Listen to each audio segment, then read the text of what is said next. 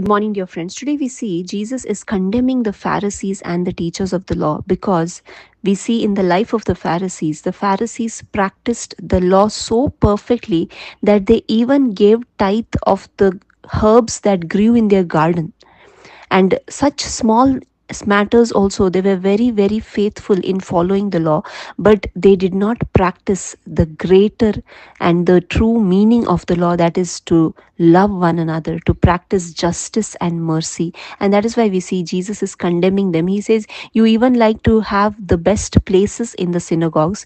And he says to the teachers of the law, you weigh down men with burdens hard to bear, but you yourself do not even touch the burdens with one of your finger. And we see in these ways, these Pharisees and teachers of the law, they burdened people with many, many things, but they themselves did not practice what God wanted them to practice, that is to love one another, to have mercy, justice, compassion on their fellow brother and sister. And today, my dear friends, many of us also unknowingly may become like a Pharisee, because many a times we also practice all our religious things perfectly. We do everything, our traditions and all our rituals we practice without fail, but do we love our neighbor? Do we truly love God from our heart?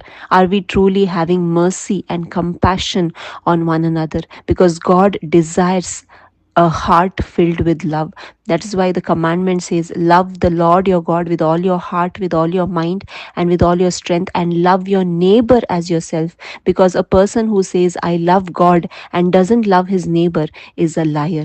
And that is why we see God's way of dealing with human beings is same for everyone. He is an impartial God. He doesn't deal with us based on our positions or based on our higher positions or lower positions, but in the eyes of God, everyone is dealt with the same judgment. And God is an impartial God.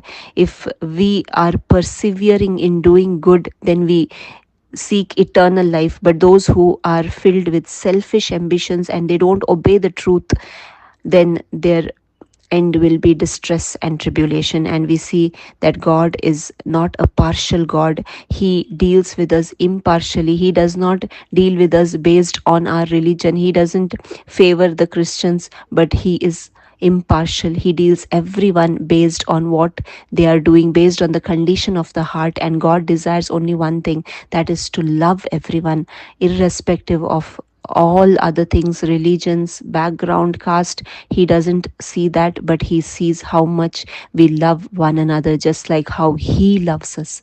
Thank you. God bless you.